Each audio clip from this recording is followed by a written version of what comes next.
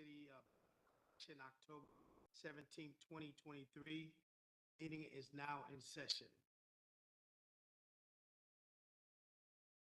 At this time, we will review approval of the agenda. But I must make a note that I recently was contacted that the Department of Corrections will not be able to be here today because they're preparing for city council hearing. I think it's sometime this week. So Department of Correction will not be present today as they have to prepare for a city council hearing. Our first order of business to vote on the agenda with any amendments to the agenda, noting that the Department of Correction will not be present today. I think we should just, excuse me, Chair. Yes. I think we should just note that the last time the department did not come to a meeting, it was to demonstrate something. I'm not sure what it is trying to demonstrate today. Well, either we make a motion to approve the agenda for today or modify the agenda. There'll be time for comments and discussion on the matter. That is not at this moment. Is there a motion to approve today's agenda? Modify. Modify.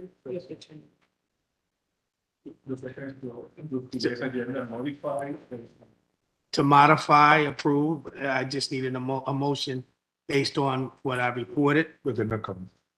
That's right.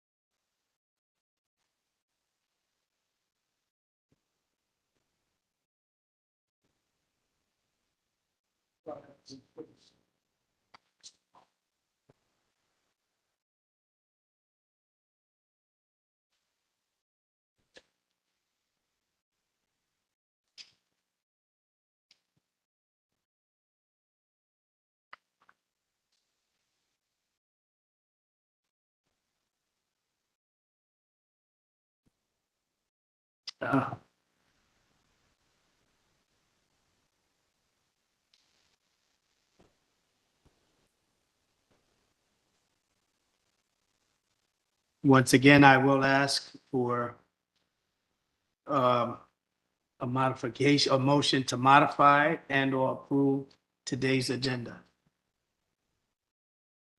Second, a motion to modify the name. Yes. Is there a second? Second. Okay, in that motion to modify is to clarify. To modify based on the fact that the Department of Corrections is not here. Thank you. I just needed you to state that for the record. Okay. Okay, there is a motion on the floor and a duly seconded motion. All those in favor of approve the agenda? All opposed? We have one opposition, Dr. Cohen. Agenda has been approved. Also, may I ask, is there any board members remotely before we proceed? I am. Hi, can you hear me? Yes. I'm so sorry. Hi, everybody. I'm not feeling well and I have a sick child. I'm going to stay on mute, but I'm here. Okay, and what is your vote on the approval? Oh, I raised I approve, voted to approve. Okay, thank you. Thank you.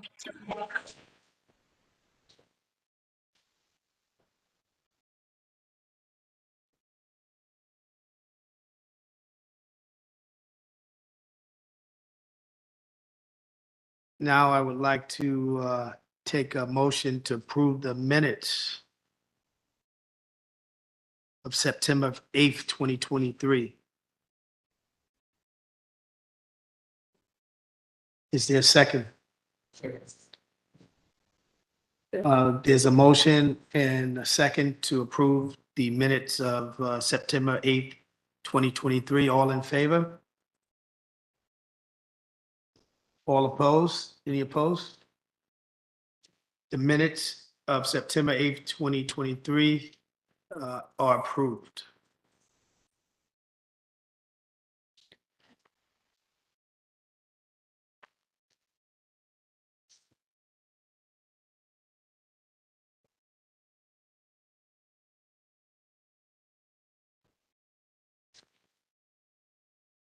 Before I turn over remarks to the executive director, I just have some brief comments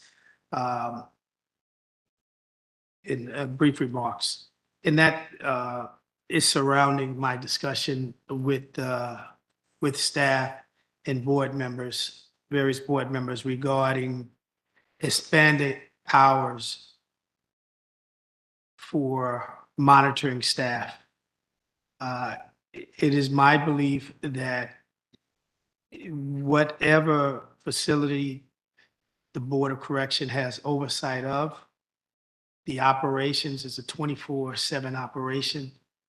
We must be a presence to make more of a difference in preventing loss of life, inhumane circumstances. That presence, in my view, makes a difference. And I have had notable discussions for months. And to this day, we still do not have expanded hours for the monitoring staff that has a presence in the facilities, whether it's Rikers Island, borough-based jails, the hospitals, the courts. We need to be present. It is going to be my desire to move that action forward over the next few months, that there is expanded hours in the jails by our monitoring team. Question. Yes. Are you planning on going to OMB or the mayor to ask for additional staff to cover 724 with multiple facilities, the courts, the hospital? I think we did get additional staffing. I think that we got 8. But I don't think we should go into the details of this now, but if you'd like to, I can. I can add that we do not have funding to expand our monitoring team at this time. We don't have an expanded budget. We welcome the opportunity to be able to have an exemption to grow our team. But at this time, our death investigations team is a 2-person team. They do very hard work, Excuse me. and Excuse we me, welcome excuse the me. additional resources. Excuse me. You're out of order. Okay, you're out of order. I was Okay. answering Approach the Dr. chair, please. I was answering his Approach the question. chair. You're out of order. I'd like to say quite clearly to Board Member Cohen, expanded hours does not mean that you have to have an additional budget at this time. Expanded hours means, okay, you shift management that's working 7 to 3 or 8 to 4 to a Saturday when little kids are trying to visit their parents so that they can observe what's going on, so they can observe different shifts of medical call. And it doesn't have to be daily. It can be once a month. I've asked for great flexibility, but every obstacle gets thrown in the way. There is no need that some form of expanded hours cannot be addressed by this team, even if it's limited. I said even once a month, pair up and go out on a weekend. Nothing.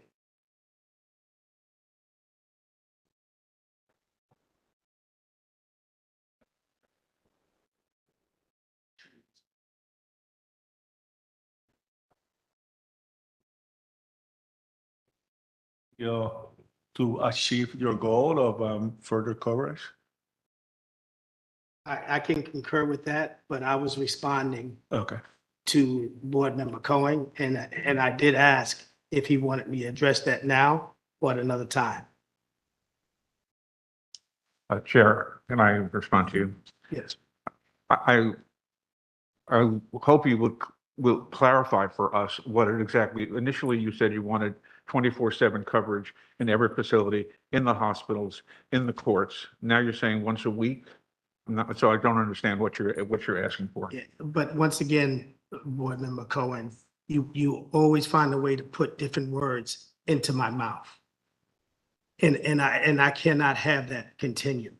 I did not say 24/7. I said expanded coverage. Okay, expanded means whatever we have with our resources to make the facilities safer, more humane, and to search our capabilities to do that. Thank you, Mr. Chair. And I agree with you that it is important that the board use its resources to maximize the coverage of the jails and to maximize our oversight capacity.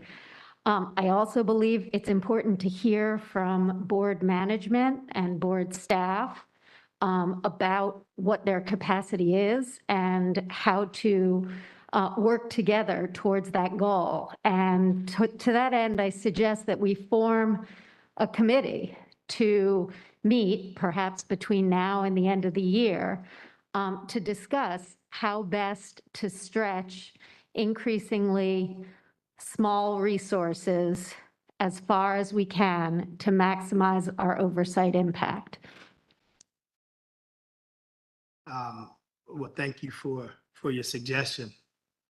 I've been talking about expanded coverage since my first day arriving to this board, not even as chair. I met with the previous executive director. I met with the deputy executive director. I met with the interim executive director. I met with the staff. Every meeting for weeks talking about the same issue of expanded coverage. I don't think a committee of this nature, of this current board configuration, will be able to address that. So at that time, I do not feel that it's necessary to move to a committee at this time, but I'm making my comments and my remarks of a considerable concern of the chair, considerable concern of total disregard of expanded hours so that we can potentially prevent deaths and injuries and provide services and cover our minimum standards. And it is just not, it's been totally disregarded. Totally disregarded. May I respond, Chair? Yes, you may. Okay, so I respectfully disagree that it's been totally disregarded. As you know, when you started strategic planning meetings with the staff as an executive director role. And we explained to you since you started why there were issues with unionized staff, which would prevent unionized staff from being able to do expanded hours. We also explained to you the budgetary restrictions. We explained to you good practices to implement expanded monitoring with 3 directors. So we've explained it to you since you raised the issue with us. And at this point, we are happy to explore it and continue exploring it, but we urge you and request that you ask the administration to expand our budget so that we could create resources to be able to do this. In addition, our death investigation team, as I explained, is a 2-person team. They are the team that investigates deaths. They have been doing a phenomenal job. They will be issuing a report in the coming weeks regarding the number of deaths that have occurred throughout the year. So I applaud them for their incredible work, and I applaud all of our staff for the hard work that they have continued to do and will continue to do. Thank you. But I must submit, it's probably been 8 months now since I brought up this, or longer. I have not received one report that we've reached out to the Department of Labor or to the unions to address. I have received no report. You have, and I will forward you the email. Okay. And then, hold on one second, I got you. And then I asked, we have a management team. Okay, the management team can do once a month. They can pair up and go out on a Saturday or a Sunday. They're not restricted to the labor rules. Once a month. My point, Chairman, would be. Can you hear me? My point, Chairman, would be that, we have correctional health services, we have COBA, we have a whole bunch of folks that actually make time to be here.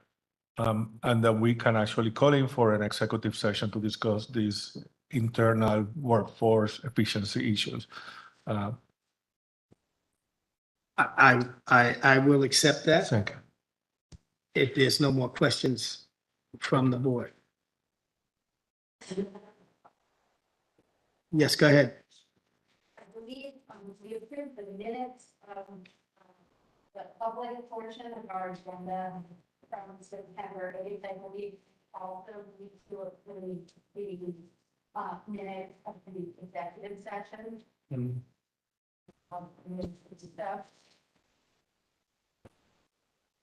Just say it with your microphone. Hold on one second. If my mic is not on, I would like to move to approve the minutes of the executive session from the September 8th meeting.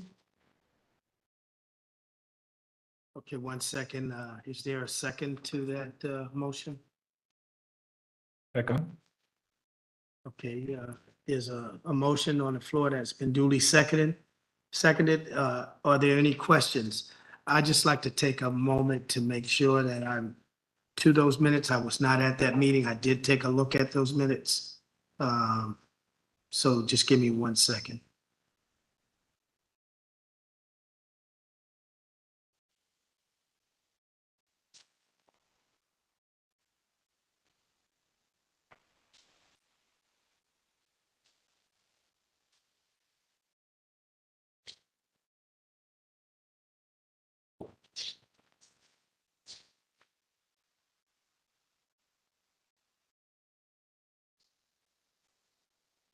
Until I can put my finger on those minutes, I ask that we table that until further in the meeting while CHS is presenting.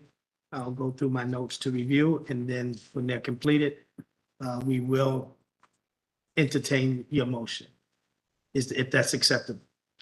Yes, could staff point out where we can find? If you could point it out, that would be fine.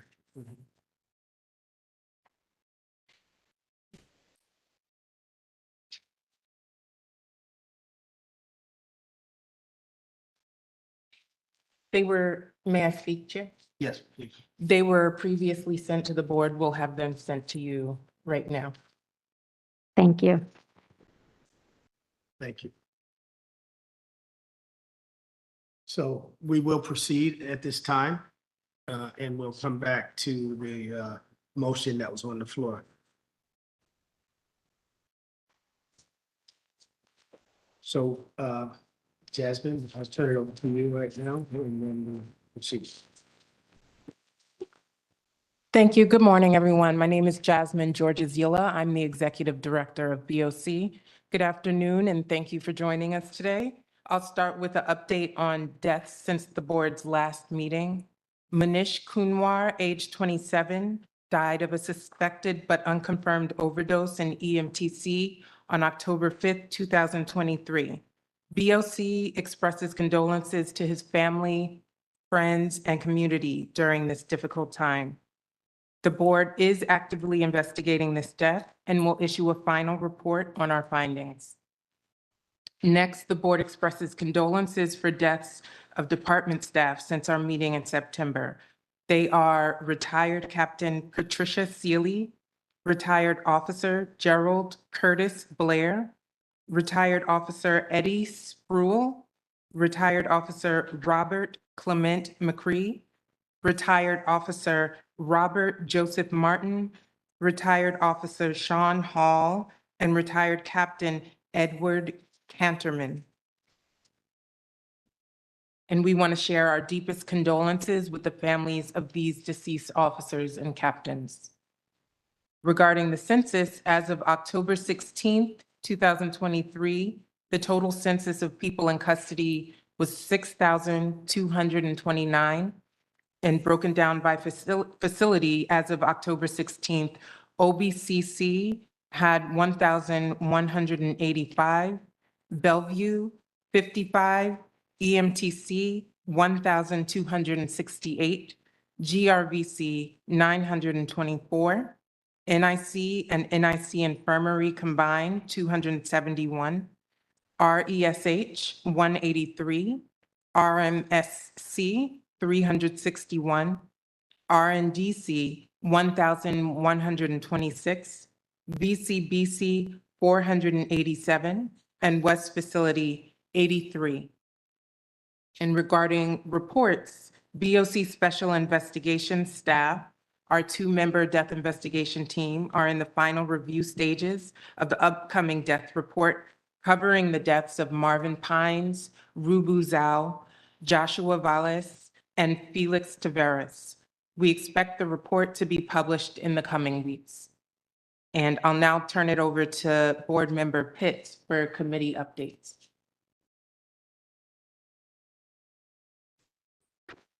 Thank you, Jasmine.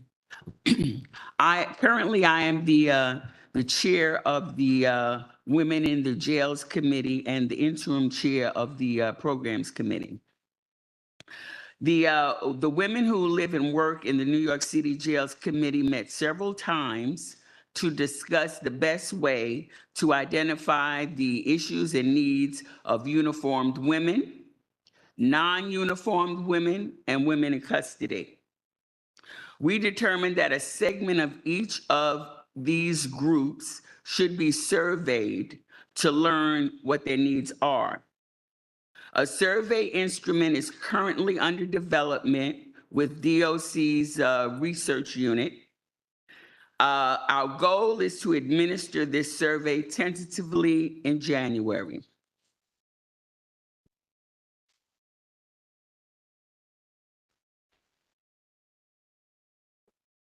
The Programs Committee, when the Programs Committee learned at the same time that everyone else did, that the department was going to cut $17 million from the programming budget and replace a majority of the vendors with insourcing, we reached out to the 6 affected vendors and asked them to tell us the scope of their services, the number of staff and job titles being eliminated by the proposed cuts, the populations and the facilities that they service, along with additional questions.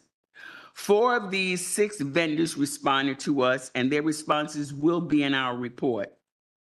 We also asked DOC what programs will no longer be offered, and they told us, and those programs will be in our upcoming report.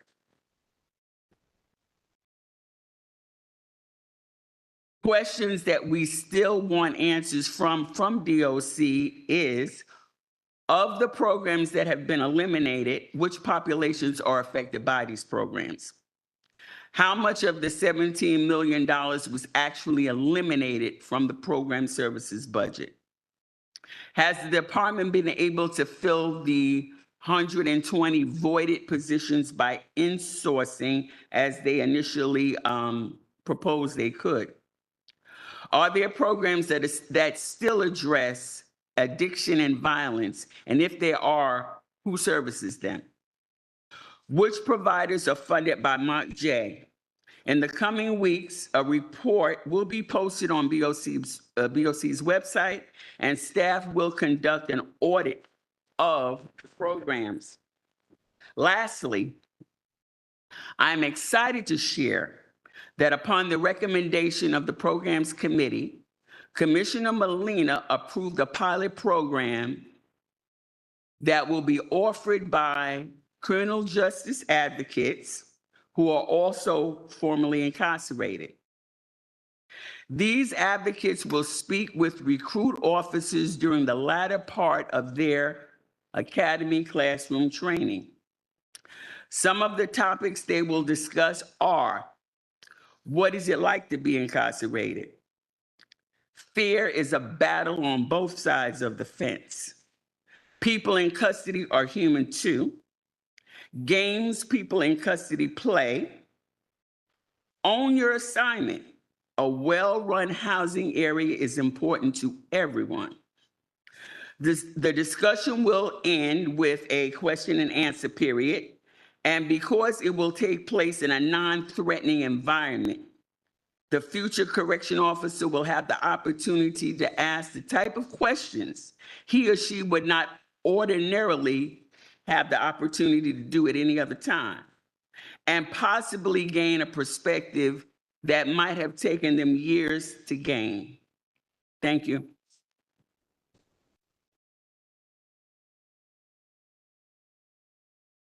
Thank you, Board Member Pitts. At this point, we will hear from people in custody, the public comment section. Could I just ask one question? Committee report? Oh, Hold on 1 second, please. could I just ask a question? Just one clarification or a request to expand a little bit. Thank you, Board Member Pitts, for the report out. And it sounds like the committee has been extremely busy on some extremely important work. Could you describe or staff describe a bit further what I believe you described an audit that will take place. Could you describe what that audit will include? Specifically, will we be auditing the documentation regarding programming provided against the mandates for programming, or against the discussion that we and others had with the Department of Correction about the programming they would be provided? I don't know. It would be helpful, though, to understand better what the audit will be. At this time, my best answer is the programs unit, DC Torres, said that they developed a tracking system by which the programs that they're insourcing, along with the programs that Mark J. fund, will be easier for us to track, and track in the way of dates, housing areas, numbers that participate, classifications that participate. That's what we look to audit. Thank you.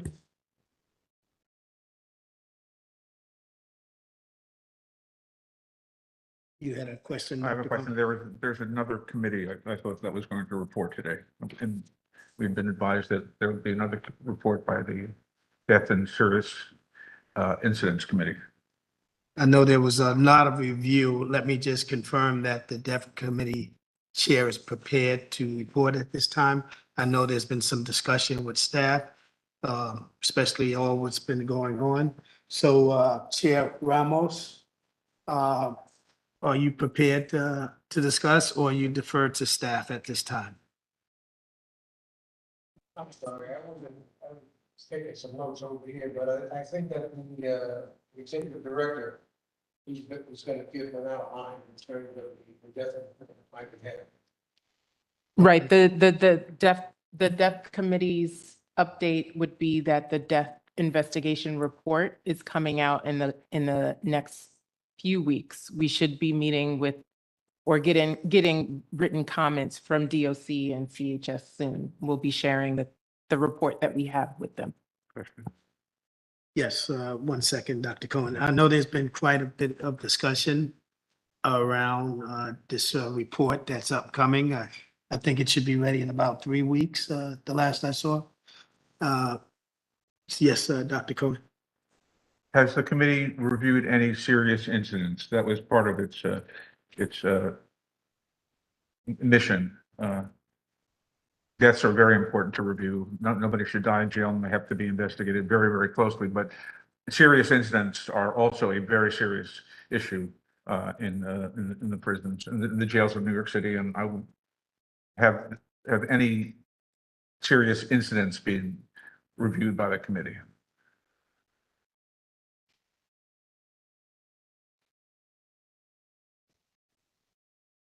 Are you asking me the question, or are you asking? I mean, you're the chair of the committee. I yeah. Be specific, if you're asking me the question, address me. I just, the report that was given by the executive director in terms of death committee, but yes, we do also evaluate serious injuries as well. And that is an area that I am talking to on a daily basis with our deputy,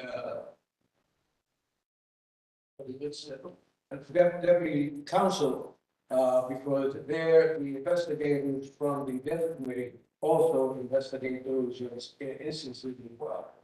We're taking everything very seriously, and we're taking notes on what's going on so that we can address them directly. But it is in the process. They will be part of the report that you issue? We'll also be part of the. That's what I wanted to know. To focus on those items as well.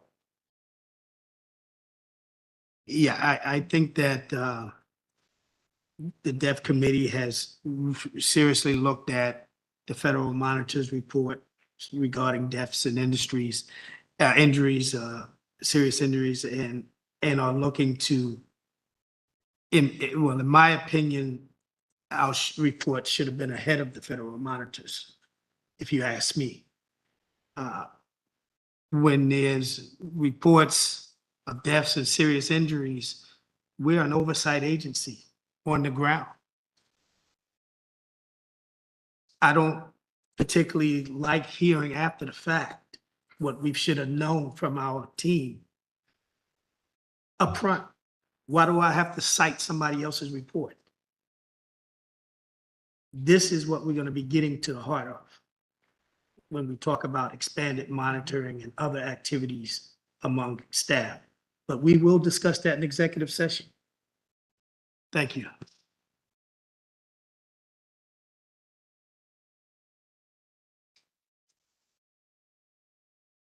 If there's no other questions on committee reports, are there?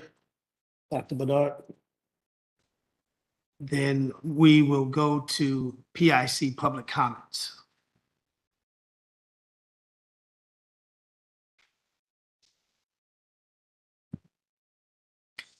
I believe there was one public comment on the line.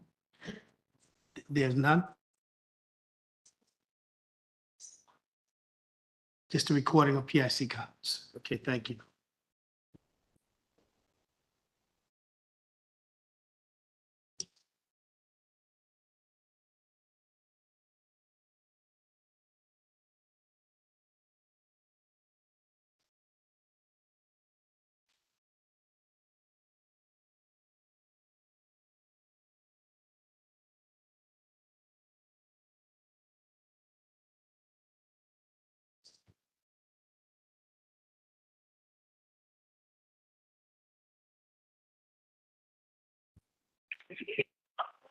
Hello, my name is Paul Alexander. I'm an inmate on NYC in Rikers Island Jail. My number is 241-200-2165. I've been on September 3rd. I was violently assaulted. I was sitting at the table playing chess, and an inmate came running over and he hit me in the eye and he broke my eye socket. And he also there was a lot of internal bleeding inside the eye and around the eye, and it took them over a day send me to the emergency room. And then after I went to the emergency room, I was in the hospital for 4 days. And during these 4 days, I had double vision, headaches, dizziness, drowsiness. And yet, you know, why would it take them over a day to send me to the emergency room when I was telling them that I needed to go with all these symptoms? And now the inmate that's assaulted me, nothing has happened to him. You know, this is a violent assault where he comes flying up and he punches me, you know, with all this weight behind it and breaks my eye socket. And he's still threatening me. They just moved him upstairs to another room upstairs. And I've seen him in the hallway and he's threatening me a few times. This inmate's extremely violent. You know, he did a murder charge, and now he's back again. I'm not sure. You know, and I just need some help. I need to see the eye doctor.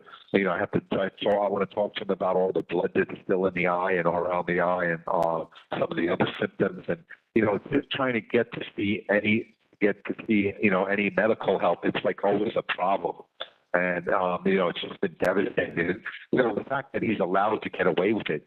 We hear about all this violence at Rikers Island because whenever there's an assault, one inmate assaults another inmate, they have cameras, they have video proof of what happens, but there's no consequences. Like, you know, like with this inmate running with his full weight behind him and throwing a punch to break my eye socket, nothing's been done to him. You know, not one thing has happened about this assault. And I mean, you know, this inmate should be charged with this. You know, this is a vicious assault. Like I didn't even have a chance. I'm sitting down playing chess, and I didn't even see him coming. You know, that's why it was so easy for him to break my eye socket. You know, and that's the reason why, you know, you hear and read about all this violence, because, you know, if it was a guard that he assaulted, you know, he'd have a ticket, he'd locked in a cell, he'd have charges against him. When it's another inmate like me that he saw happen, you know, they don't. You know, this inmate, he shouldn't even have been in this unit. You know, he's an extremely violent inmate. He's attacked a lot of other inmates too, and they allow him to stay in with regular inmates. Like this inmate's.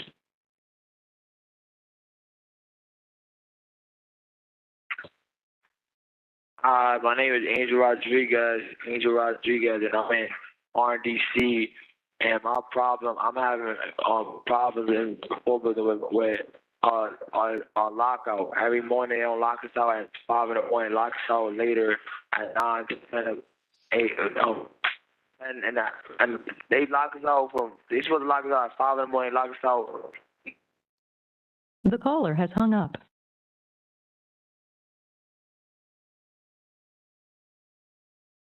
Good afternoon. My name is Rashidi Smith. My booking case number is 349-2301-33, and I'm currently at GRVC 11A 17 cell.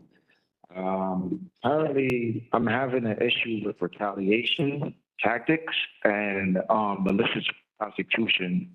This has been going on since 2014, when the initial lawsuit was filed or claim was filed. This is not pertaining to compensation. This is more pertaining to retaliation tactics and malicious prosecution that have to stop amongst my family. My name again is Rashidi Kamal Smith. I'm trying to, you know, abrupt this, you know, retaliation that has been going on in my family for quite some time now. It can date back to the late 70s into the 80s. I wasn't even born yet. Again, my name is Rashidi Kamal Smith, and I am, you know, clear of sound mind and body, you know, or orientated times 10 or 3, whatever the medical term is. However, you know, I was born in 1982, April 82 in Brooklyn, New York. To add to what I'm saying is, honestly, you know, this is just a broad retaliation tactics that can go as far as up to the mayoral office at this current time. You know, I'm very aware of a lot that's been going on as far as the city is going on. The city is concerned about stuff. There's a lot of schooling issues as far as the children goes. You know, there's just a lot of, you know, problems overall between the immigrants. You know, just society's kind of screwed up right now inside of, you know, our city. Like I said, there's a lot of sense of retaliation tactics and malicious prosecution that I have, you know, going on at this current time. There's civil attorneys involved, and as well as a personal criminal attorney that's involved. There's been several calls to the federal government for my incarceration. The media has been contacted in the last 10 years or so. There's been emails that have been sent to the feds to add, as what I was saying. There's been, you know, a lot of issues that have been going on for retaliation and malicious prosecution, where I, you know, contacted the media in the past. You know, I've also contacted the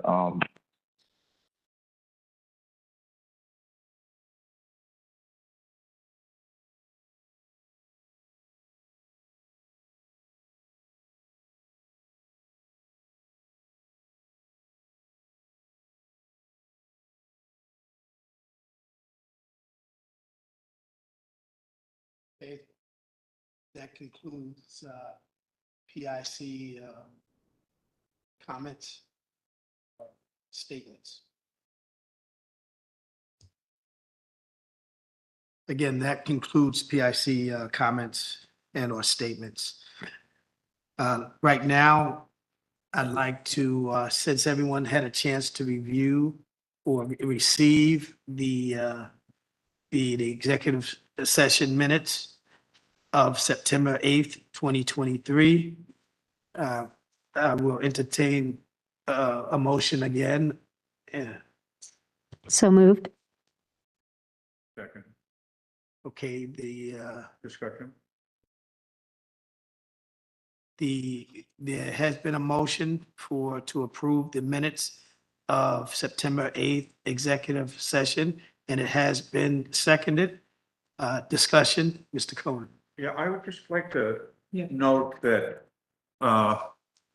at this executive session, the board appointed, as is its duty and responsibility, Jasmine as the executive director. She's not the interim executive director. She's not the acting executive director. She is the executive director of the Board of Correction.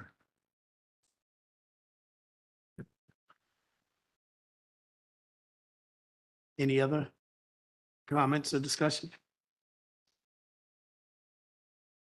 All those in favor of the motion to approve September 8th executive session minutes? All those opposed? Abstentions?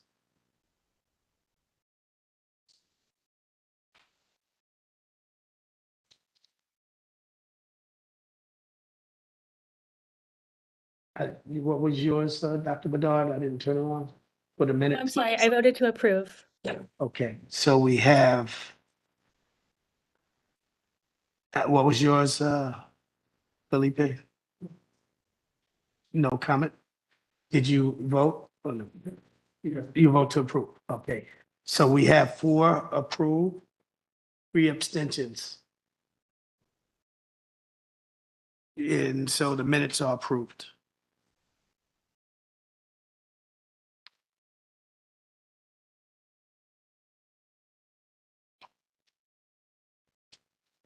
At this time, we'll go to CHS and updates.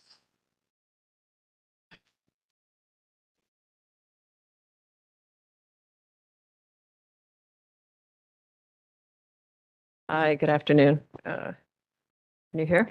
Yes? Good afternoon. Hi, good afternoon.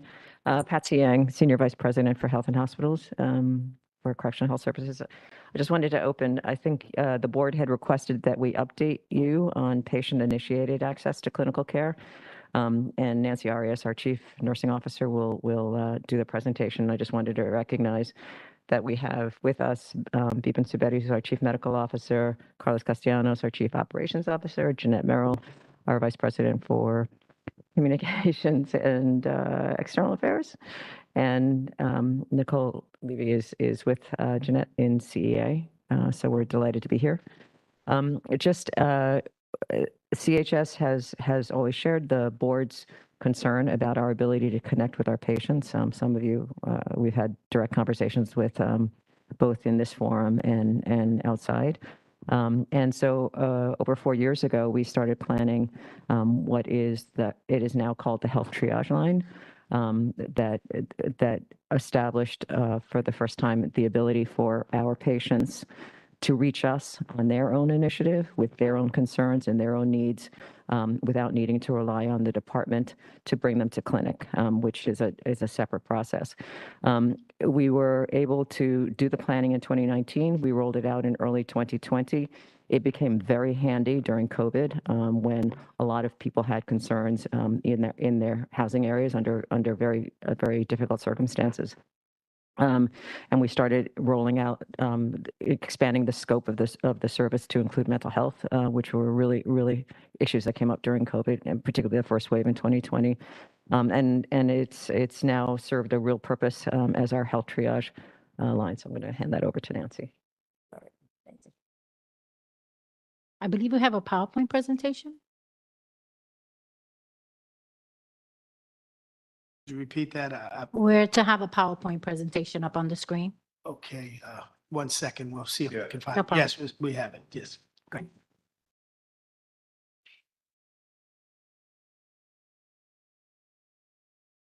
So good afternoon, everyone. I'm Nancy Arias. I am the Chief Nursing Officer for Correctional Health Services. I hope everyone's having a pleasant afternoon. So New York City Health and Hospital Correctional Service update regarding patient access to clinical care. Next slide, please. So CHS initiated access to clinical care. If CHS determines that a patient should be seen by healthcare staff, CHS will schedule a follow-up medical appointment for the patient. CHS provides a call-down list of patient names to the Department of Corrections for the Department of Corrections to escort the patients to the clinic. Next slide, please. We have patient-initiated access to clinical care. At its own initiative, CHS developed the health triage line in 2019 and implemented it in early 2020. CHS conceived the health triage line as a channel of communication for patients to contact CHS directly about their non-emergent health concerns. Using their tablets or the phones in their housing areas, patients can call the health triage line to speak directly with a nurse. Nurses answer calls live from 5 a.m. to 12 p.m. Patients can leave voicemails during off hours and weekends, all of which are handled the following business day and/or on Sundays. Next slide, please. Since its launch through September of 2023, 87% of the calls were answered live and 13% were retrieved via voicemail. The health triage line received an average of 136 calls a day, 44% of the calls of which were addressed administratively or were referred for further follow-up.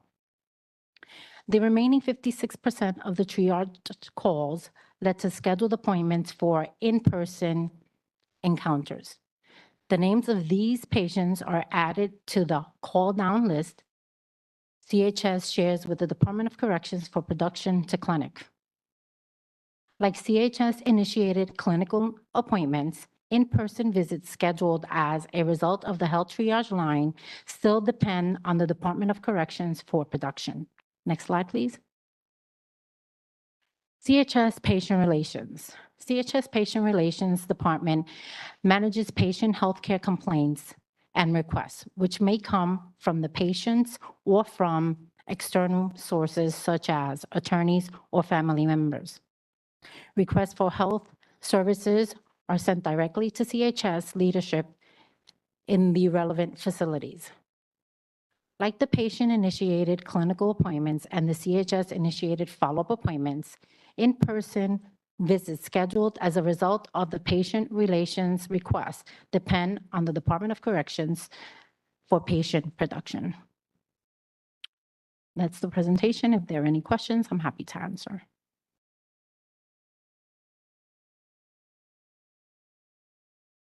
Thank you. Dr. Cohen? Yes, thank you very much. You're I quite have welcome. two questions there. One is, when you are answering a phone, when an RN, you say that nurses are. That is correct. There is a registered nurse answering the Registered call. nurses answer the Mhm. phone. And are they able to renew prescriptions? He, she, they are not allowed to renew prescription. However, we are associated with our MDPAs that are sit within our same environment, and the nurses would refer the call to those individuals. Are still on the phone? That's correct. So through this system, prescriptions can be renewed on the phone. That is I correct. think that's great. And one other question, which is not meant to be facile. You get a lot of calls. You 7 hours, 126 calls. Is the line busy ever? Is the line busy? Yes. Can someone call up from the housing area and get a busy signal? So we have a wonderful telephone system that captures those calls and they would bump over to voicemail. However, we do have a staffing pattern to be able to accommodate that need at all times. So the least of those phone calls have to bump into our voicemail system. But they would be captured in that nature as well. Thank you very much. Yes, go ahead.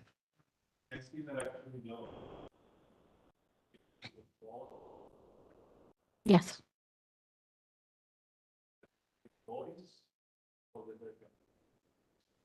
So they don't text. It would be a voice phone call that they would get, just as they would any other phone line.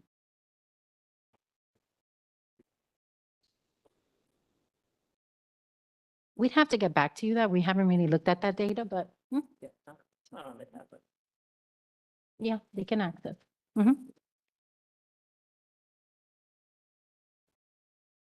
Yes. Yes, go ahead, Dr. Cohen.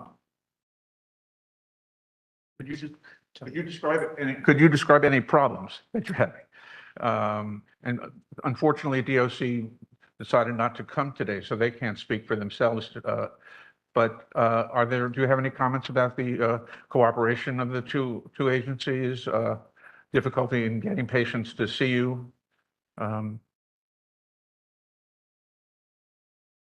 Basically, the process is equal to any other process that we have requesting our patients to get produced. So there wouldn't be any change in dynamics. So any challenges that we may have with any other production would be exactly the same. Thank you. I have a question. First, I'd like to say it's good to see such innovative approaches to healthcare services and the impact that it may be having. And so are there any, the data is good, but are there any patient surveys that talk to how they feel about this added service? Do they view it as effective? No, we have not done any patient surveys. Okay. So It's a thought. maybe the numbers look good, but I'd like to understand what the results are to that PIC and how they view it. So perhaps next time you present, maybe we can have some, We can take that back and Patient discuss that and take it into impact. consideration. Absolutely. thank you.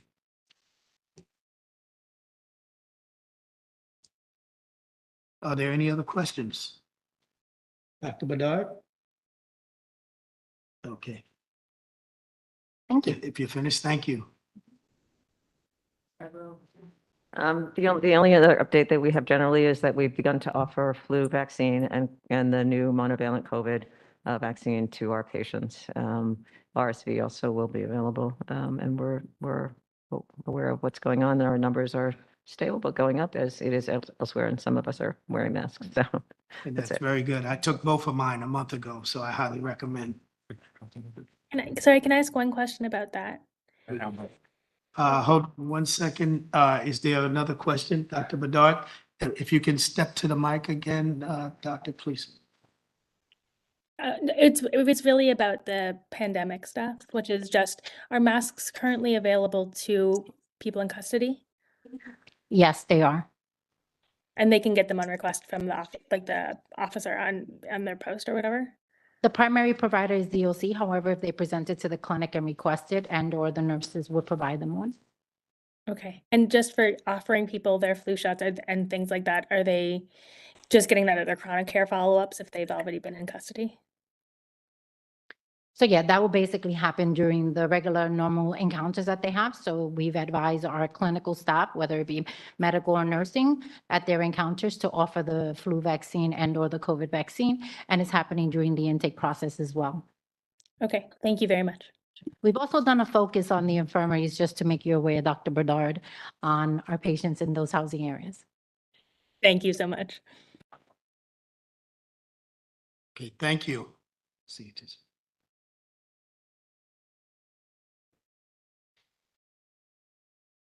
Okay, at this time, we'll have COBA updates, and I must admit, I was not at the last meeting when this segment was approved by the board, but I was very happy to hear that we have a COBA update that's independent.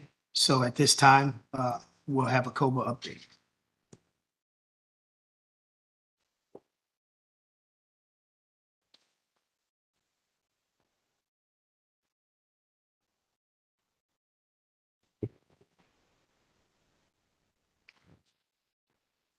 Good afternoon. Afternoon. As you all know, my name is Asaki Antoine. I'm the third vice president of the Correctional Officers Benevolent Association. I want to thank the board for actually putting COBA on the agenda. It's very much appreciated and very much welcoming. I'm going to touch on a few topics regarding the environmental conditions in the jails that affect correctional officers. I'm not going to be too long. The second part of the agenda, my partner, Antoinette Anderson, will speak about that. Splashings and assaults on staff. January 2023 to present, 536 correctional officers, male and females, were splashed in various facilities on Rikers Island and/or the borough facilities. They were splashed with unknown liquids, inclusive of urine, feces, toilet water, and whatever concoction the detainees make. In the facilities that I supervise, which is NYC, West Facility, and BCBC, 136 correctional officers were also splashed with unknown liquids. 3, I might add, were splashed in BCBC and basically shared the same fate. The department does have policies in place regarding holding the detainees accountable for splashing officers. However, the policy is not executed consistently. So you may ask, what do I mean by that? I, Officer Antoine, on a post, the detainee asks me for soap, toilet paper, anything within their minimum standards. I go to the cell, the detainee splashes me. I remove myself from the area. I go to the clinic. I change my uniform. I surrender my uniform for testing. Then the next day, I return back to work and I'm forced to go back to the same area in which the inmate splashed me. Many times the officers are expressing to the supervisors that they are uncomfortable going back to that area because the detainee is still there. There's no accountability, right, in real time. But in the policy, it also states that the detainee is supposed to be searched when they commit this act of violence toward the officer. That is not happening. In the policy, it also states that they are to be searched and their cell is to be searched twice. That is not happening. So what's happening is when the officer returns back to that same housing area where the detainee who assaulted them is housed, it creates a hostile work environment, right? You feel like I'm going there to be assaulted again because guess what? The detainee is not held accountable. He's not removed from the housing area. He's not infracted. So nothing happens. I need your help in changing that. I do. We do. Sexual assaults. January 2021, my partners, Keisha Williams and Antoinette Anderson, and I have been tracking the sexual assaults on our female and male correction officers and civilians. In 2022, COBA, in collaboration with Commissioner Molina and his leadership team, hosted a day of awareness, a day of sexual assault awareness.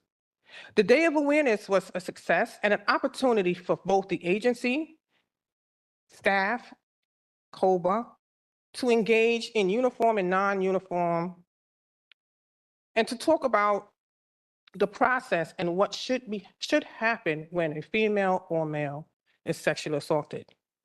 We are proud of this initiative. You may ask why. Many of you may know. In the past, our female officers, when they were sexually assaulted, they were told to suck it up and go back to the housing area. There were times where the detainees basically dictated that they wanted female officers to supervise them. In the end, they were just using them or utilizing them as sexual prey. So we're happy. We're very, very happy about that initiative. This is a great step in the right direction. However, I'm concerned about something that happened recently regarding one of our sexual assault victims. As she expressed to us that she was sexually assaulted, we tried to get help for her via the department. And what happened was, because she didn't articulate it the way that they thought that she should have in writing, it appeared that they were second guessing what occurred. Right? So basically, I don't want the department to go back into victimizing the victim twice, meaning the detainee and the department. So I will be updating you regarding that. Unfortunately, after our last meeting, 2 more female officers were sexually assaulted. So now the total is 57.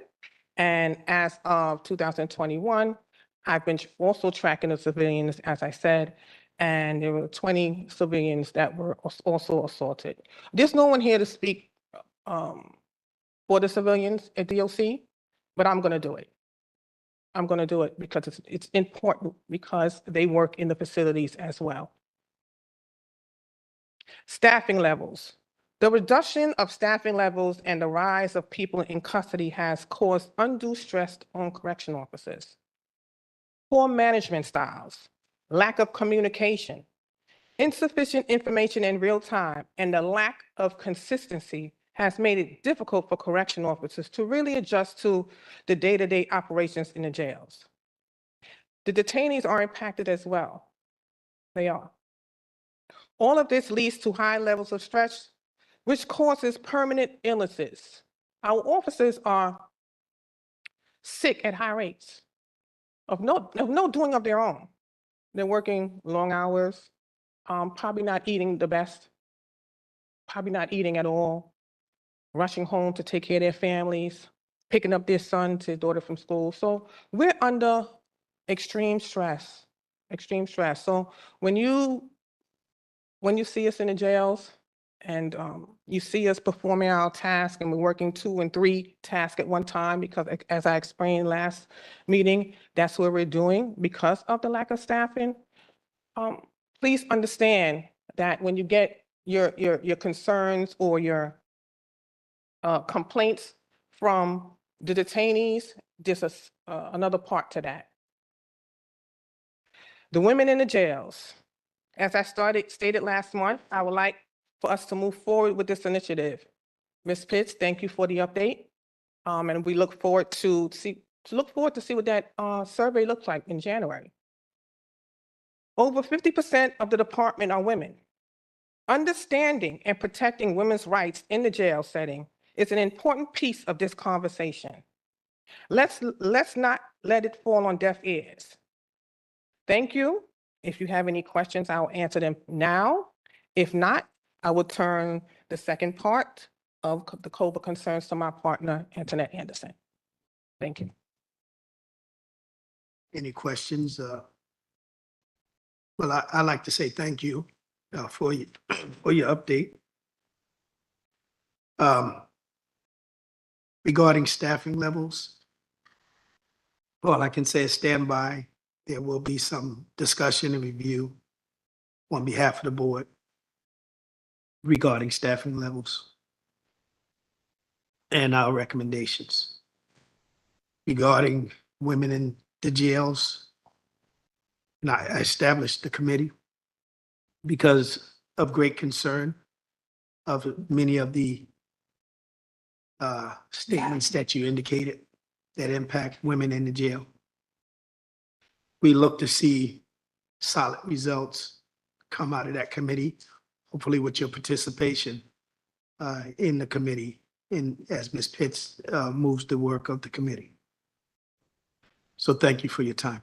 Thank you.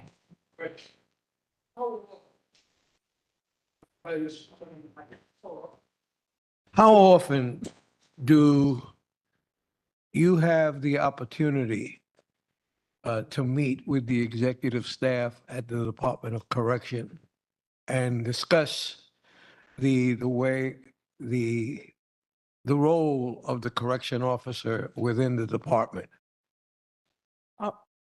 COBA has a facility monthly labor management where our delegates and the board member assigned to that facility meet with the managers. So there are issues that we address formally in writing where the facility managers respond in writing, but whether the issues are resolved consistently, we're still struggling.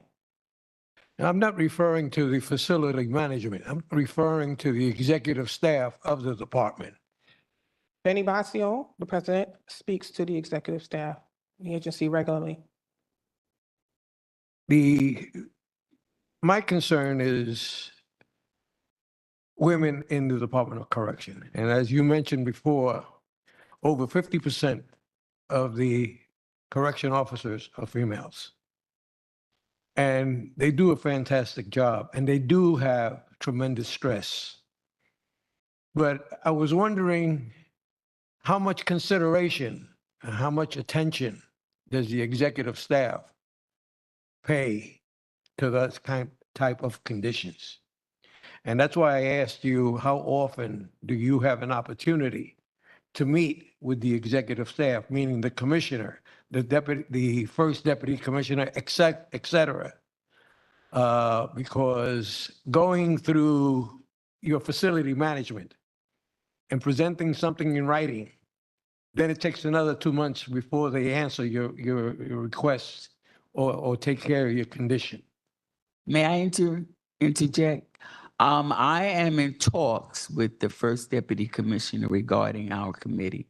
We will see something tangible at some point. Thank you. There goes the answer to the question. Thank you. Thank you.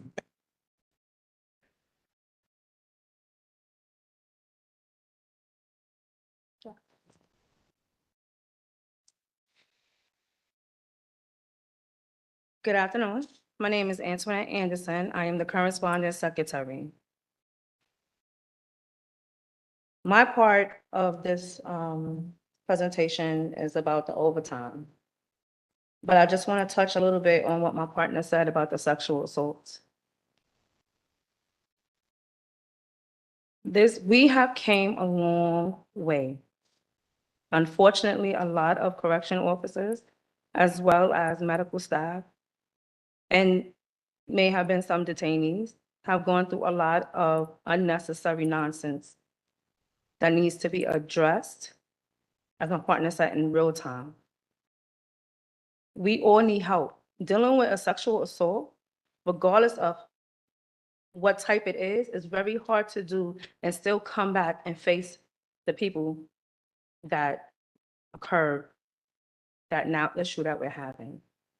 And it's not just a physical thing. Yes, I may physically touch you, but mentally, how am I affected and still supposed to come to work and do my job and go home and perform my duties as a woman or a man?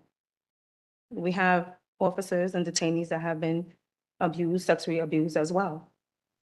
Something really needs to happen. Because mentally, sometimes we don't bounce back. And that's everybody's problem, not just DOC.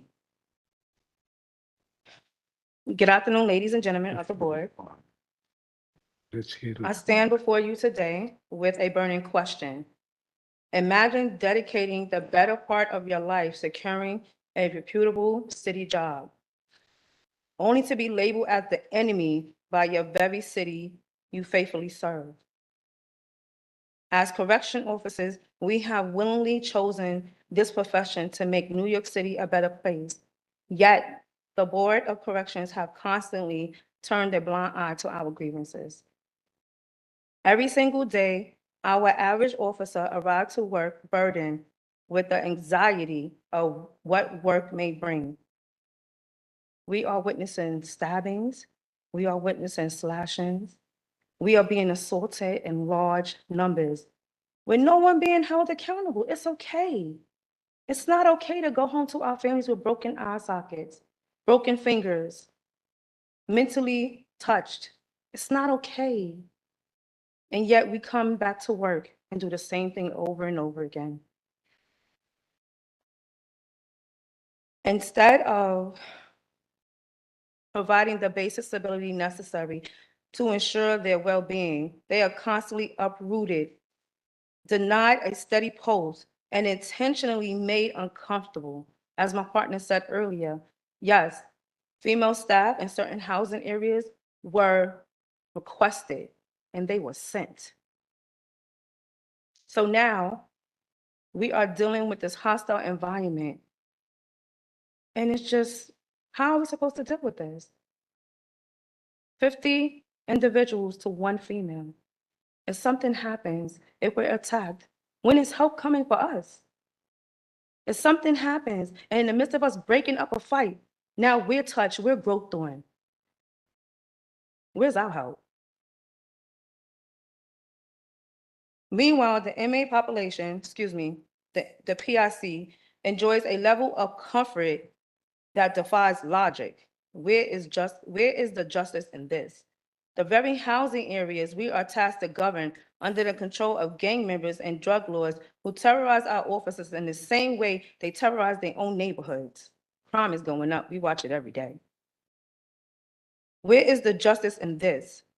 What concrete plan does the Board of Corrections have to guarantee our safety and provide the stability that these officers, my fellow brothers and sisters in blue, so desperately need? We demand your assistance. We demand your attention. We demand to know why it is deemed acceptable for correction officers to endure backbreaking 16-hour-plus shifts for the past 3 years, while the Board of Correction remains indifferent. We are sick, and we are still coming to work. Why is that okay? Where is our assistance? Where is the outcry for justice? We, the correction officers, are the unwavering guardians of the city's safety. We deserve better. We deserve to be heard. We demand answers, solutions, and all above justice. And where is our outrage when an officer is subject to be the despicable act of being splashed with bodily fluids or to be forced to remain on a post without relief?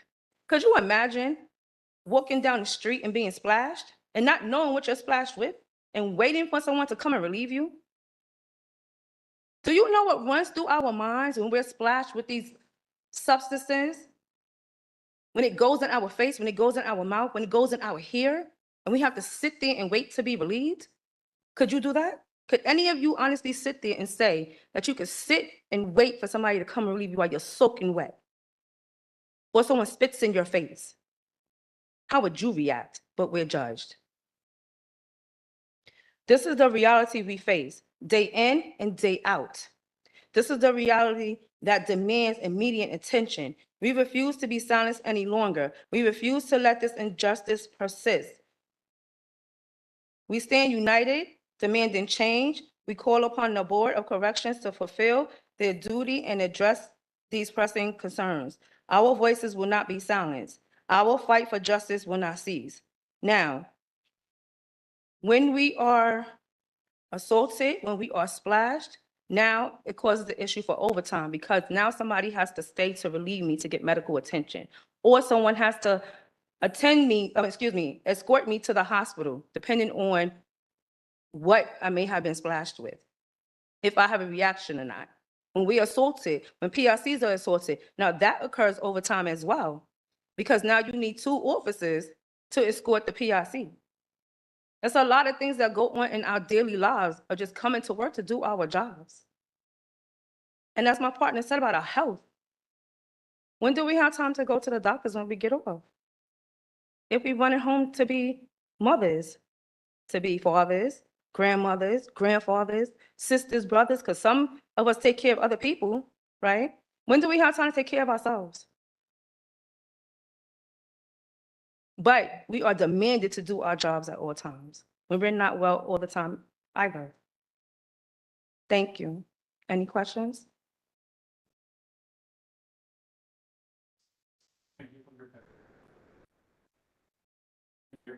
I hear you. Based on a few things that I've heard from, Mhm. one of them that has completely coming with a visit the facility is a frustration for lack of staying closed by public protective locally.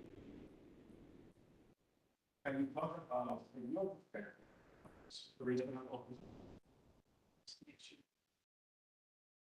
Can you hear me? Mm-hmm. So again, having heard from fully closely about the importance of having steady source, I hear from the young adults how important that is of safety and really. Could you talk a little about why it's important steady source from the So let me give you an example. Me and Ms. Antoine, we're partners.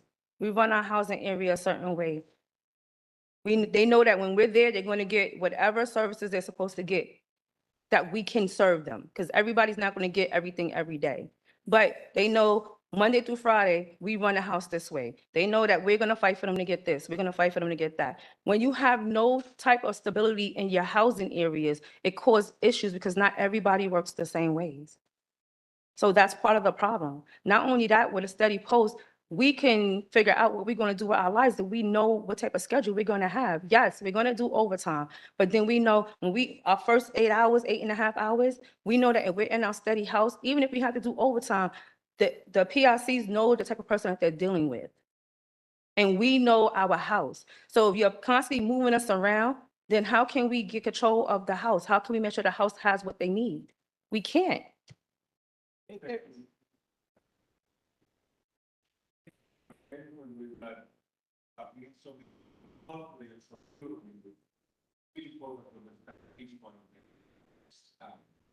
Well, it's it's consistency, right?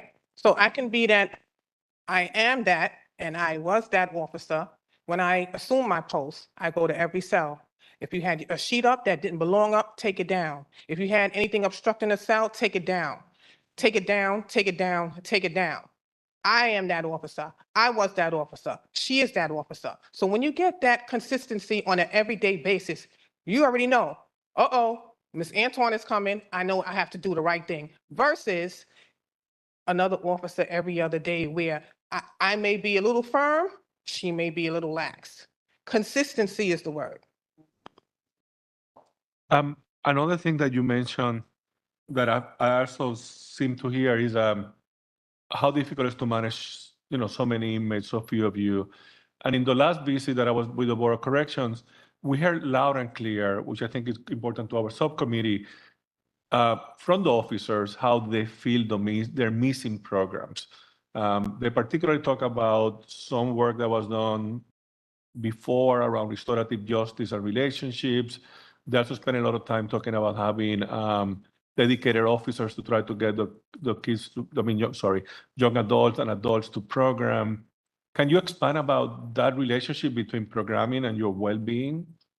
So It's important that every PRC is afforded programming, right? Because if they're busy in programs, that means they're less destructive somewhere else, right? Keeping them busy. Not only that, eventually everybody is going to get released. They need to be able to have some type of tool to sustain themselves outside of DOC walls, right? Programming is a problem because we don't have staff. So we don't have enough staff. When you incorporate programming, you need staff. You can't give us 15 programs and say we're not giving you no staff and expect for the PRCs to get there, because we need staff in order to manage the housing areas. We need staff in order to manage the food. We need staff in order to manage security. It's different things, visits. Yes, we want all the programs you have. We want that because we want them tooled when they go back out into society. But if you don't give us the staff, we're not going to be able to provide them those programs. Any other questions? Yes, sir. Just a comment. The board has been very concerned with steady posts. We've continuously raised that issue in meetings and in our. I mean, we haven't done anything, but we're very concerned about it. And I believe that we actually had written into our last rules on ESH the requirement that there be steady posts. And I believe that they did not go through because the city said that was beyond our brief to control work rules. But we are very concerned, and we will continue to be concerned. And I think it's for all the reasons you said. I can't do it better. We do support having steady posts for staff. Thank you. Can I just say one more thing? I also just a comment to say thank you very much for your presentation today, and that I think it's incredibly valuable to hear directly from officers, and that I wish DOC had been here to hear you as well. Thank you. Thank you. Only thing I would like to add, but thank you for your presentations, very compelling. And certainly as a board, whether we have authority or not, making comments to the betterment of officers and people who work in the jails as well is very important. If you can, because your presentations are regularly for the board meeting, if you have such data and facts, if you can present a presentation before the meeting, this way it can provoke more questions among members because we review and we make notes ahead of time. And you would get that to staff, Jasmine or Melissa. I don't know how long before, but as soon as possible, so that when it's printed and received to us a few days before the meeting, we can have some very thoughtful questions or actions that we would like to take, maybe based on your presentation. Yes. Last comment. We maybe misspeak as to share on the program committee, maybe we can gather some feedback after the program. I value yours. One thing I would like to see as far as the programming, because in my touring, we tour the jails regularly, right? On off hours, on hours. And one thing that when I'm engaging and having conversation with some of the detainees, there are some programs that doesn't capture them in a sense. When I say capture, meaning some people don't like art therapy, right? So they're bored. So they just lull you off and do other things.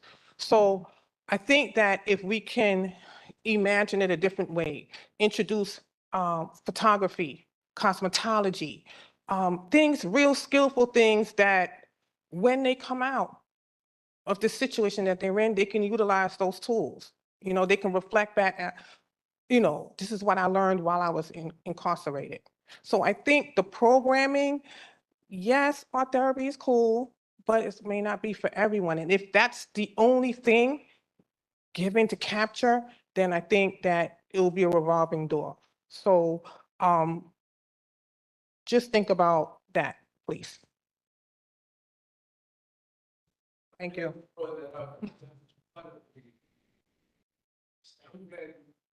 Can you hear me? Yes. I'm glad you brought that up because that was part of our prep meeting that we had this last week, and we questioned some of the programming.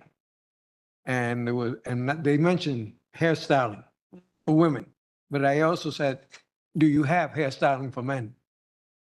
Men are very good hairstylists, and we should be able to offer them too, those types of programs. Art, there's a lot of people that are in our system that are tremendously talented in the arts, but we're not offering them those programs.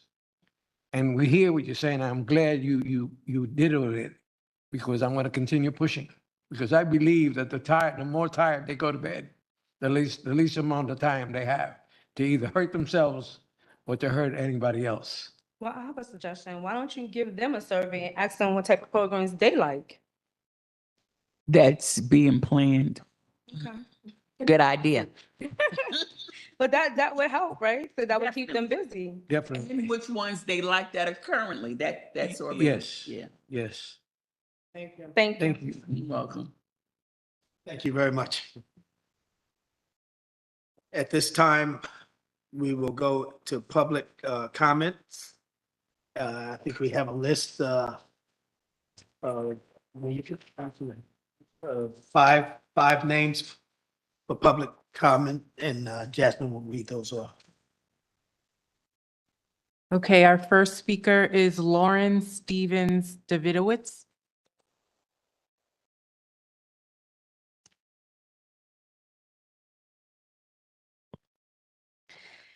Good afternoon. I'm Lauren Stevens Davidowitz, impressive pronunciation, a staff attorney at Legal Aid's Prisoners' Rights Project. I could spend my time discussing the Nunez Monitor's most recent horrifying report.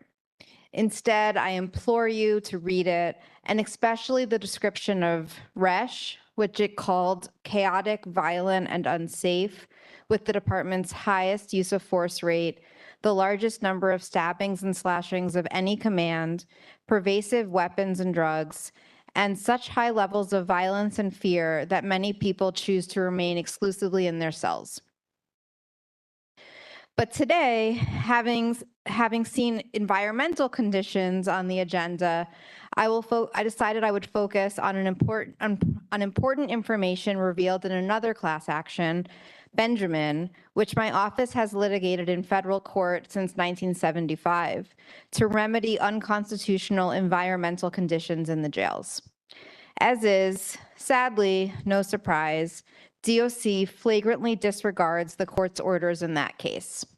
Every 4 months, the Benjamin Monitor issues reports assessing the department's compliance with orders on sanitation, fire safety, ventilation, and lighting. These orders set a low bar. Yet, in all of its recent reports, the Monitor has found the department severely non-compliant with its sanitation obligations. The July 2023 report found just 68% of intake and housing areas compliant and explained that, for complicated reasons, the percentage actually should be lower.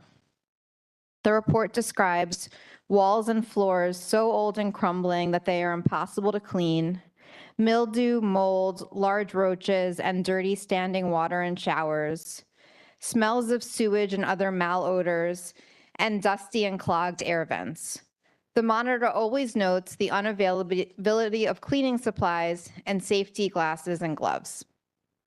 And it notes that the dispensers used to provide cleaning solution are often broken and remain so for months. Most recently, the Monitor identified a substantial increase in vermin, including mice, ants, flies, and roaches, and expressed concern that there was an infestation in RNDC. Fire safety is also an area of dire concern. From at least April 1st, 2022 through April 30th, 2023, the department failed to conduct any of its mandatory weekly and monthly fire safety inspections. Also terrifying was my office's recent review of logbooks from West Facility's fire watch posts. In lieu of installing smoke detectors in West, DOC relies through these posts on officers to serve as human smoke detectors. Yet, we found that these posts are frequently abandoned for entire shifts, sometimes consecutive ones. In June 2022, one post was not staffed for 9 consecutive days. As always, we thank the board for its work and urge it to remain skeptical and unyielding in its oversight. The thousands of people in DOC custody depend on it. Thank you. Thank you. Our next speaker is Natalie Fiorenzo.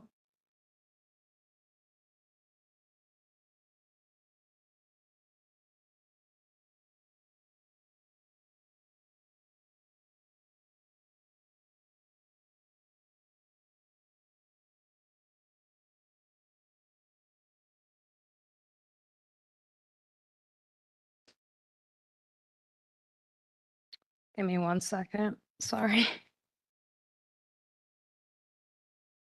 Okay. Good morning, everybody. My name is Natalie Fiorenzo. I'm a corrections specialist at New York County Defender Services. As this board is well aware, Emergency Executive Order 241 was originally invoked in September 2021 to address corrections officers' widespread abuse of sick leave policies that created an acute staffing crisis. When this order was originally implemented, Rikers Island was indeed in a state of emergency. Due to the rampant absenteeism and culture of brutality among DOC staff, our city jails plunged into a humanitarian nightmare. However, rather than enhancing human rights protections for those incarcerated at this time, when they're experiencing one of the most dangerous time periods in the history of Rikers Island, the department focused its efforts instead on shedding its legal obligations to ensure minimally humane conditions in its facilities. I'd like to discuss the board's history at this time. The Board of Corrections created a list of 16 minimum standards for incarcerated individuals in 1978. These minimum standards and the board's enforcement of them are what prevent detainees from being treated as subhuman while in custody. 5 years later, in 1983, Rikers Island was so overcrowded that the Department of Corrections could not meet the minimum standards and were forced to release 600 detainees immediately. Within 2 years, in 1985, the amendment to minimum standards was created to put that issue to rest. Fast forward to yesterday, October 16th, 2023. I was visiting a client on Rikers Island. He's been in an involuntary lock-in since October 8th. Between October 8th and my visit yesterday, which is 9 days, he has had access to a shower only once. He has had access to the phone 0 times. He does not have a tablet, despite requesting one 6 weeks ago. His son's 2nd birthday was yesterday, and he was not able to give him a call. In those 9 days, he also has had no access to recreation. He has had no access to law library. On his bed, he has 1 sheet and a small blanket. It's starting to get very cold. Not to mention that sheet, as well as his towel and his clothes, have not been cleaned in 2 months, since there has not been laundry services in 2 months in his housing area. He doesn't have a toothbrush. He doesn't have toilet paper. He said of other cells in the housing area that half of the cells are burnt to tar from fires. The other half have toilets that are overflowing, meaning sewage water on the floors in the cells, attracting maggots, vermin, mosquitoes in the living areas. So back to 1983, it's been the same period of time, 2 years since minimum standards, this executive order prevented them from staying in effect. But instead of decarcerating this time, instead of the department bending to meet these conditions, it is the people in custody. They are suffering. It's the 32 people that have died since this executive order has gone into effect, and the countless others whose lives have been altered forever, if not by lifelong injuries, by lifelong post-traumatic stress reactions, to the time spent in custody of an entity that stripped them of their human dignities. What we ask of the board is to begin a practice during your meetings of reviewing the emergency executive orders that are currently in place, the function that it has, and perhaps urging for the emergency executive orders to no longer be in place. Thank you very much. Excuse me, if you can remain at the mic. Well, thank you very, very much. And I think that your ask, which is that the board stay officially when the department is failing to meet standards and require them to do that is very critical. As you know, we had on the agenda today, Right. Resh, and the emergency updates. The department didn't feel like it was important enough to come. We continue to believe that that is very important, and I think that we should begin to particularly, we'll have to rate them, but access to exercise is not something, is something that the department is fully aware that it does not provide, and nothing, and it does not feel bad about it, because that there's nothing they can do about it. There is something they can do about it, and Yes. and the board should call them in on that and other things. Thank you so much for raising those questions. Thank you very much. Thank you. But to address immediate concerns of your client. Yes. I know it doesn't address the overriding concerns of the EOs and other items that you stated. Has your client reached out to the Board of Corrections staff or? He hasn't had access to any phones. And he hasn't really had access to anything but the COs who are sometimes on the floor. So what I would ask you to do is that meet with one of our staff here today so that Sure. we can get information regarding your client so that we can have staff perhaps visit your client and ask what those needs are and see how we can intervene. Yes, I'd be happy to follow up offline, not in the public comment section, about his specific housing area, because I think it was worth a visit for you guys. Thank you. Thank you. Thank you. Our next speaker is Michael Klinger.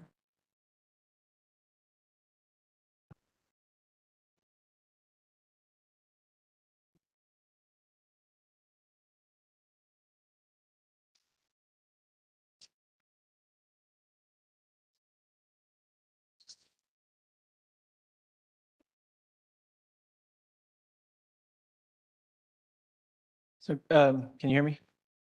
Okay. Good afternoon. My name is Michael Klinger. I'm a jail services attorney with Brooklyn Defender Services. Thank you for the opportunity to provide some public comment today. We drafted our comments when we understood the agenda to be slightly different and the department was going to be here and we would be addressing some of the topics that have just been discussed. So my comments today will be with that agenda in mind. So thank you for your forbearance. In light of this meeting's focus on RMAS implementation, the Emergency Executive Order number 241, and the use of restraint desks, we want to share some recent updates from BDS clients to shed light on how these policy choices look to the people in the department's custody. At RESH, BDS clients continue to report that although they would like to take their lockout time out of their cells, they feel like they would be risking their lives to do so.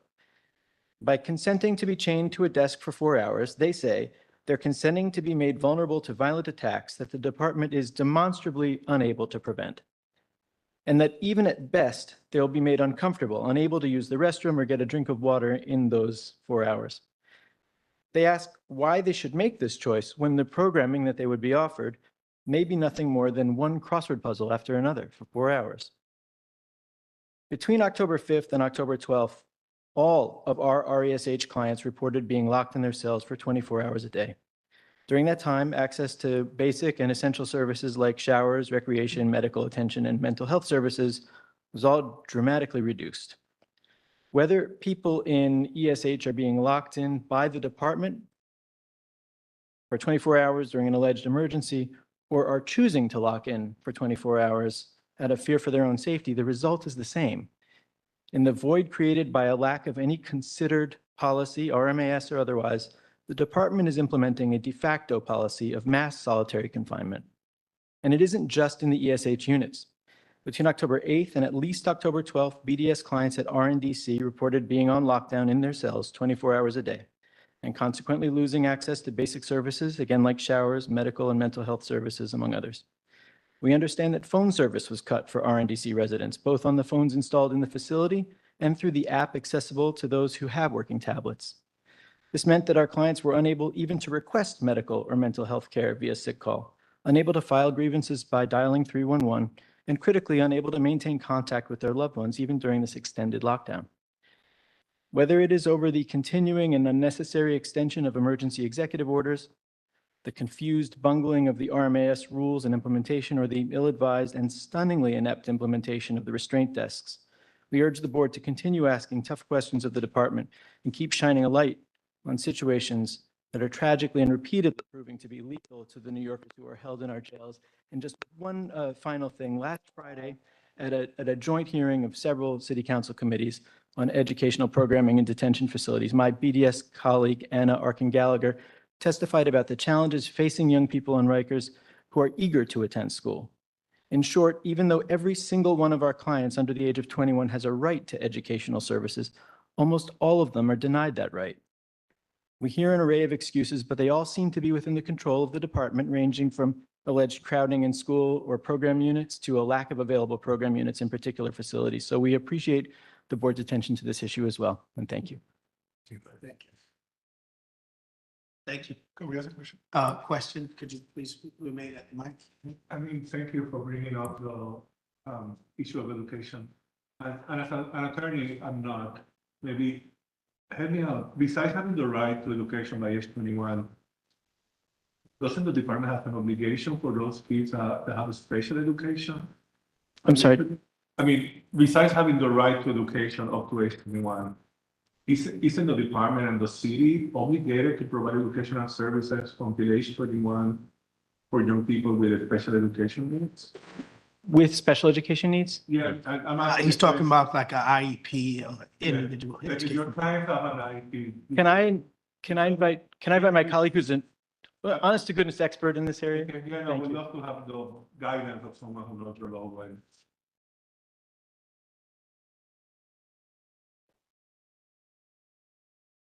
Yes, that's the answer.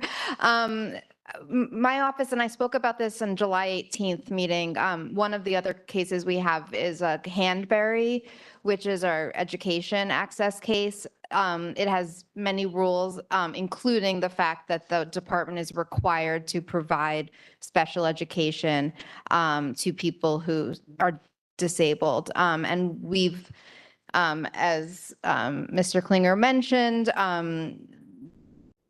we've spoken to many people who had IEPs, who have not had IEPs, who have been asking to be enrolled in school at Rikers for months and just aren't being enrolled. It's a complete violation of their rights. And I was very interested to hear what the department was going to say at today's meeting about education, but they testified at City Council on Friday and made it seem like people are getting education, but it is a select few who are lucky enough to be in program houses and get access. Thank you. Thank you. Thank you. The next speaker is Tahani Dunn.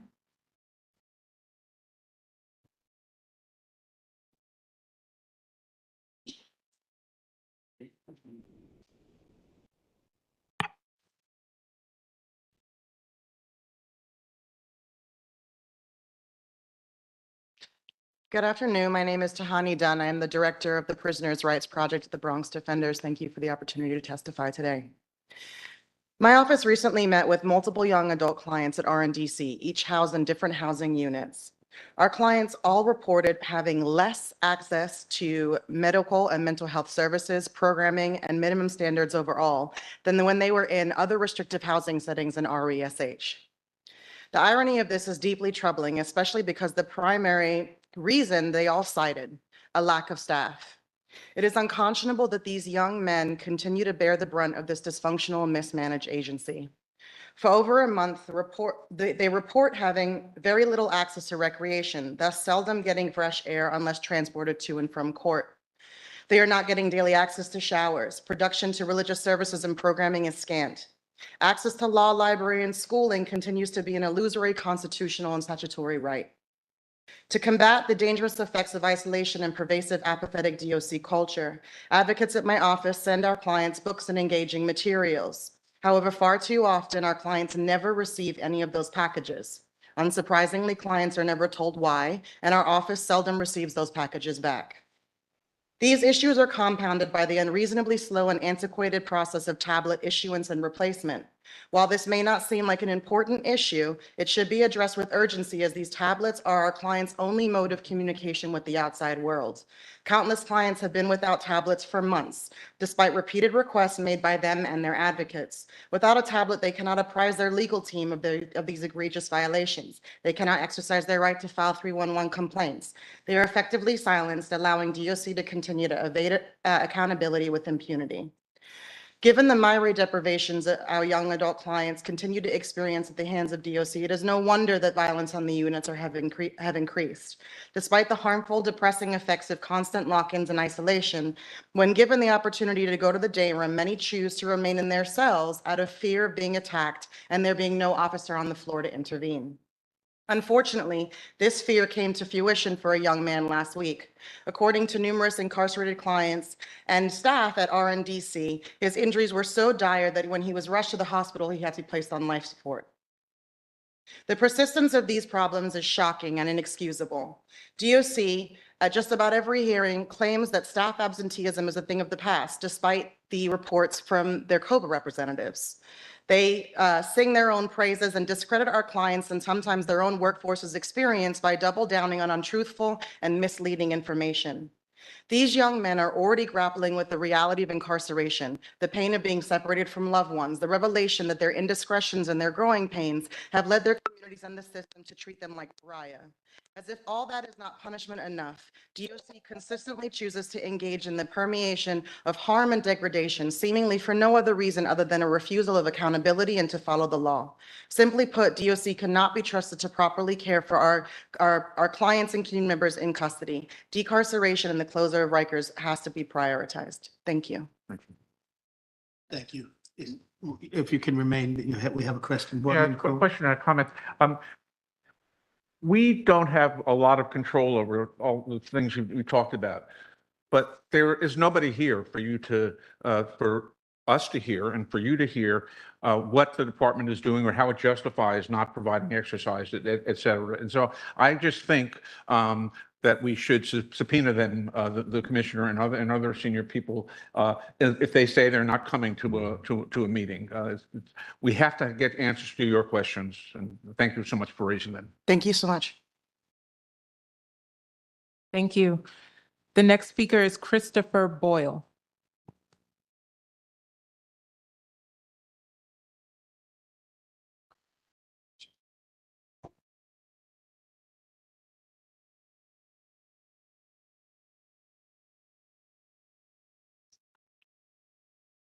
Good afternoon, all. My name is Christopher Boyle. I'm the Director of Data Research and Policy at New York County Defender Services.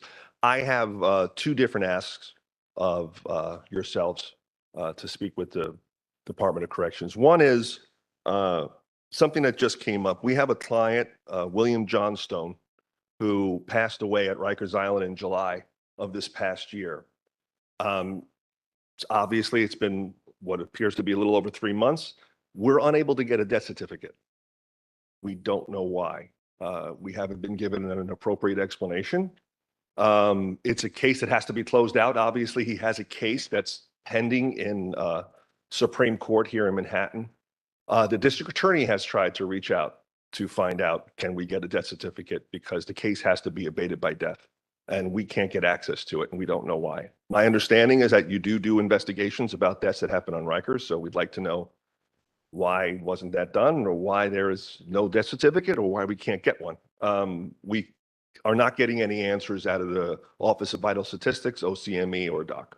So that would be an ask of you guys, if you could kind of look into that. His name is William Johnstone. He apparently passed away in July of 2023, and I believe he was in GRVC.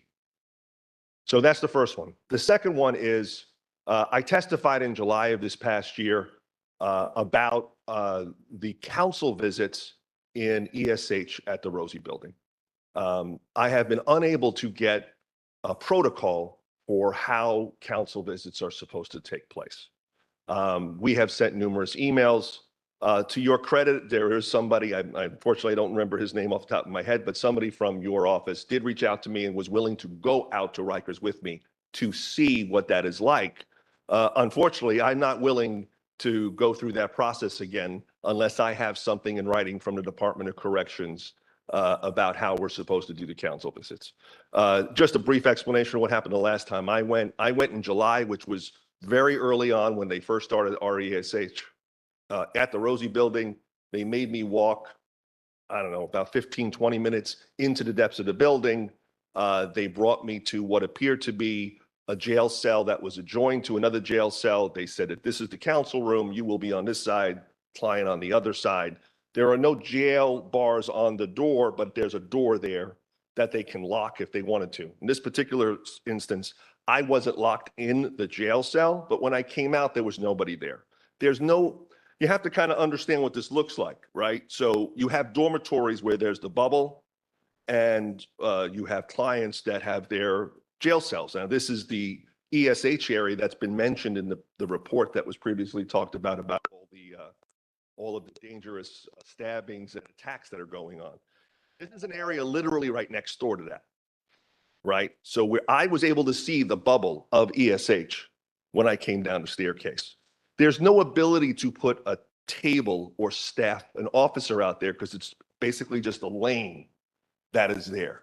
So we've asked, we'd like to know who's staffing the area. We'd like to know where that person is staffing the area. We'd like to know how we're getting to RESH, right? We were told that there is, quote, a bus now that takes people from the Perry Building there.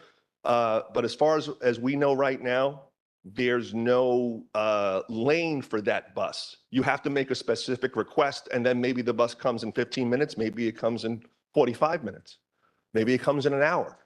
It's not like the other buses that are on a 15-minute schedule that are constantly coming through the Perry Building area. We were also told that now what happens is that if you get on that bus from the Perry Building, it takes you to the back area of the Rosie Building where they're supposed to let you off. People now are staying on the bus for over an hour because they don't have anything set up in the ESH area. Now, picture that. I'm 56 years old. I don't think I could hold it for a whole hour. I need to use the restroom, right? That isn't going to happen. Besides that, it's going to start getting cold on that bus. This is unacceptable. We had a client that we took a writ on in early of 2022. They left him on the bus all night. He urinated all over himself. He was an elderly gentleman. And they kept him on the bus the whole night because they didn't know where to put him. So that's not happening to me. That's not happening to any members of my staff. All I'm asking for is a written protocol. Just so you understand, on the cards, we get these cards when we go to the Perry Building, right? We get a yellow card or a blue card, depending upon where you're moving around. On the opposite side of the card, it says what you're entitled to if you are not seeing the client within a particular time period, right? That's very helpful because if I don't see my client within the time period, I give the card to the staff and I say, I want to see a captain because it says I get to see a captain, right? I need something in writing so I can take that. I did extend your time. Right. If it's going to continue, maybe it's based on questions. Sure. from the board. Any But questions? I do, ask you to wrap it up, please. No questions? I'm asking for a written protocol that we be able to present to doc staff once we're there, because when we go, we get different answers from different officers. Some officers say, oh, I'm not sure who to call for the bus. Oh, wait, you wait for the bus here.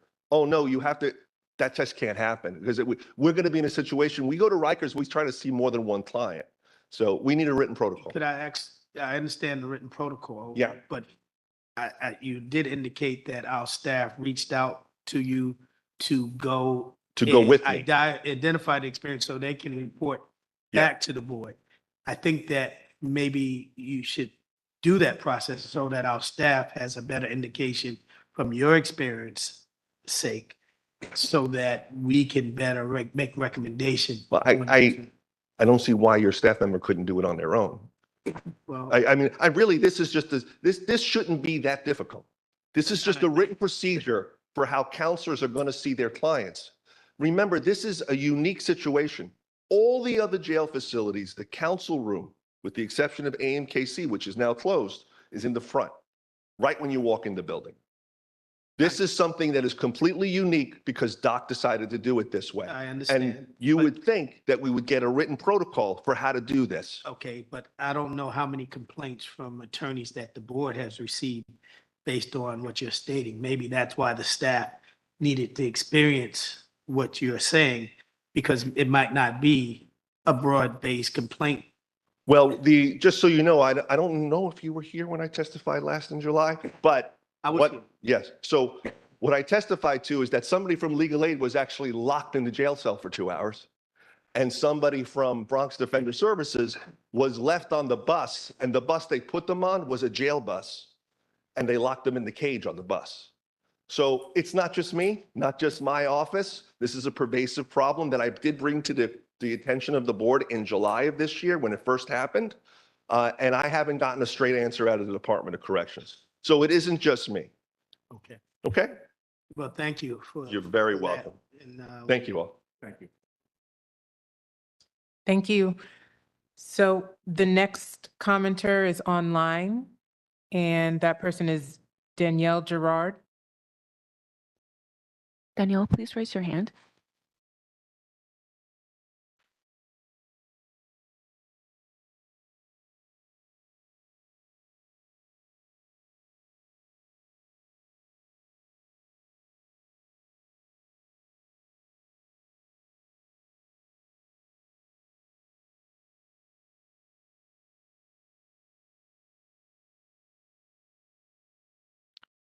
That person is no longer online, so that concludes the public comment section for this meeting. Okay, well, thank you. At this point, the board, our next order of business is to vote to go into executive session. Will a board member move to enter into executive session to discuss litigation? So. Second. Second, third. All in favor? All opposed? None opposed. At this time, the Board of Correction is now in executive section, and we'll ask that everyone else leave the room, and we will announce when we are back in session.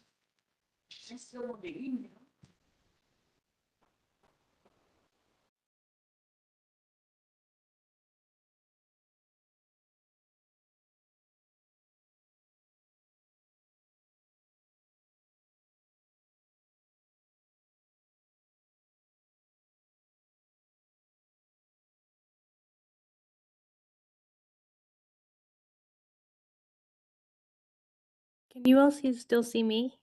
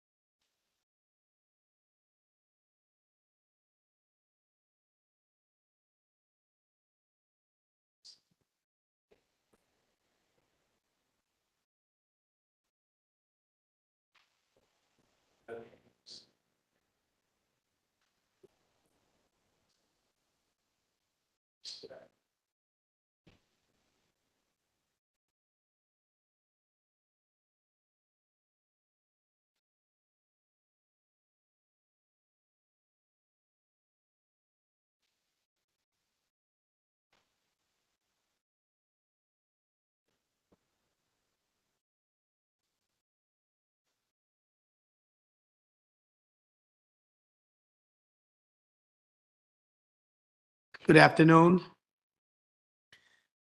The Board of Correction has ended executive session on today, October 17th, 2023, and at 3:52 p.m. And I'd like to thank everyone who attended and participated in today's meeting. Our next meeting is scheduled to take place on November 14th, 2023 at 1 p.m. At this time, I'll take a motion to adjourn. Okay, is there a motion? Second? All in favor? Without hearing any objection? No objection, the meeting is now adjourned. Thank you.